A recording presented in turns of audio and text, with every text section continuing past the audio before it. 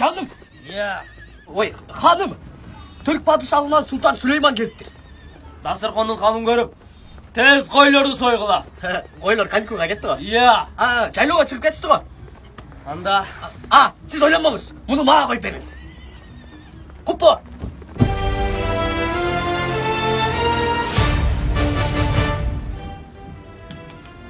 eyvallah teşekkür. Selamun aleyküm. Türk padişahı ve aleyküm asselam. Kardeş. Hoş geldiniz. Türk padişahı. Gelişinizin maksadı. Pandemi ya. Sizlerge İrel aparatını ala geldim. Allah razı olsun. Kana meyman. Tamaka karanız. Aman aman aman aman.